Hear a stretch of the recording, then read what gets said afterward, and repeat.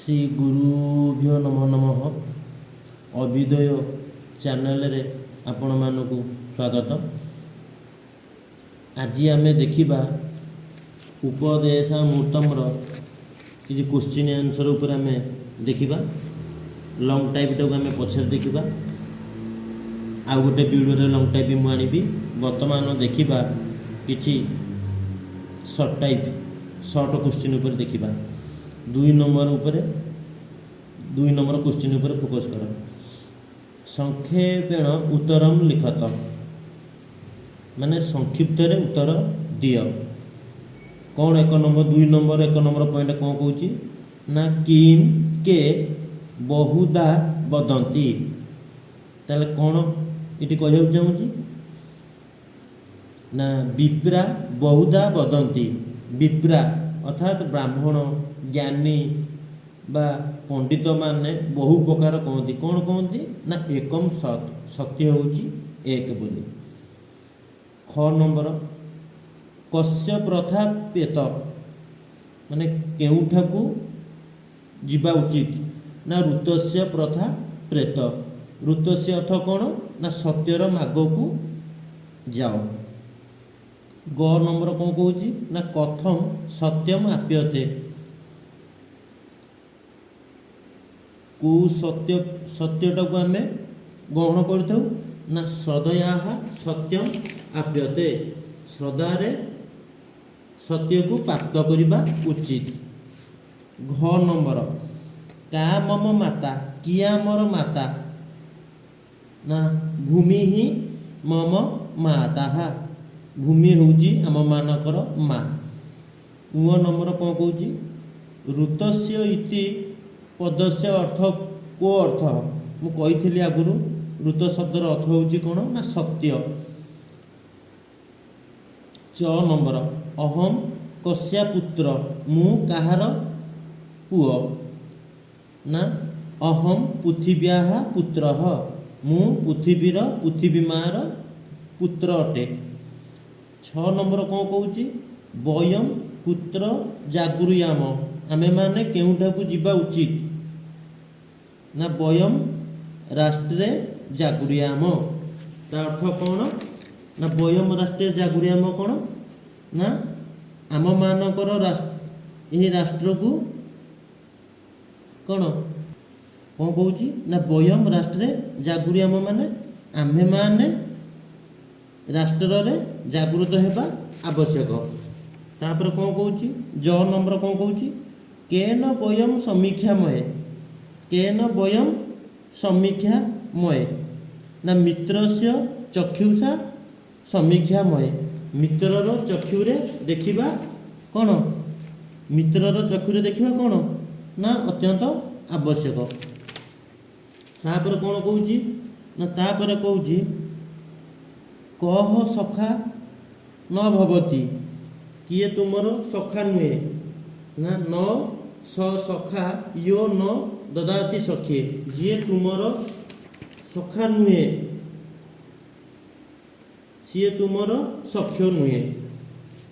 उ नंबर कौन कहूँ मम मन कथमस्तु मोर मन किपरि हवा दरकार ना मोर मम मन शिव संकल्पमस्तु मोर मन शिव संकल्प युक्त होगा दरकार।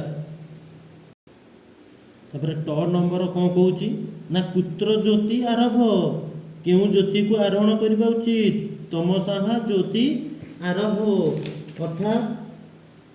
अर्थात अंधार मध्यरु ज्योति को आरोहण करने उचित। 6 नंबर कौन कहूँ कथम मधु विदंती माने कौन किपरि सत्य अटे ना चौरैवेति चरण बही मधु विदंती अग्रसर हेले अमृत लाभ हुए। ड नंबर कौन कहूँ ना कसे ही न प्रमोदितव्यम ना भूते ही न प्रमोदितव्यम नेतृत्व पालन निमंते विरत हुओ नहीं। नेक्स्ट कौन कहूँ ना आचार्य देव इति पदस्य को अर्थ आचार्य देव ये जो शब्द अच्छी तार अर्थ कौन ना गुरु देवता सह समान अटंती अर्थात गुरु देवता सम अटंती नेक्स्ट कौन कौची कान न हिंसी ना माँ हिंसी पुरुषान पशुश्च पशु एवं पुरुष तले हिंसा कर नहीं। नेक्स्ट कौन कौची लास्ट क्वेश्चन कौन कौची कान पाप्य निबोधत माने कौन पाप्य करबा उचित ना पाप्य बरान निबोधत पाप्य बरान अर्थात गुरुजनों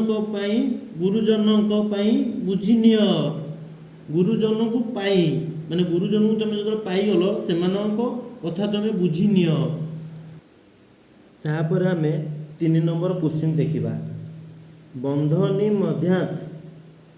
मध्य रेखांकित पदस्य कारक विभक्तिगत शुद्धम उत्तरम चिन्हुत अर्थात क्वेश्चन कौन कौची प्रथम भल कि बुझ ना बंधनी मध्य तले दिया जो वाक्य गुड़िक अच्छी रेखांकिक पदस्य एवं जो तले जो गार दिखाई से मानकर कारक विभक्ति आम निरूपण करवा।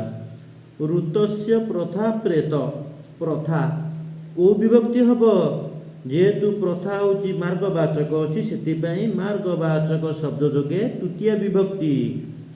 तापर नेक्स्ट देख श्रद्धया सत्यमाप्यते श्रद्धया सत्यमाप्यते क्यों कारक विभक्ति हम ना हेतु तृतीया। ग नंबर कौन कौची ना इो न ददाति सख्ये सकारण विभक्ति चिन्हुत क्यों सकारण विभक्ति हम सख्ये संपादन चतुर्थी। आरभो तमोस ज्योति तमसो सकारण विभक्ति कौन हम पिले अपादाने पंचमी। नेक्स्ट विदया अमृतम स्मृते सकारण विभक्ति कौन हम पिले मैंने ना करणे तृतीया। धर्मात् न प्रवर्तितव्यम धर्मात् अर्थात प्रमाद अथक धातु थिबारु प्रमोदितव्यम से कौन है ना प्रमाद अथक धातु जोगे पंचमी। भूतेई न प्रमोदितव्यम भूतेई सकारण विभक्ति चिन्हुत ना निमित्तार्थे चतुर्थी।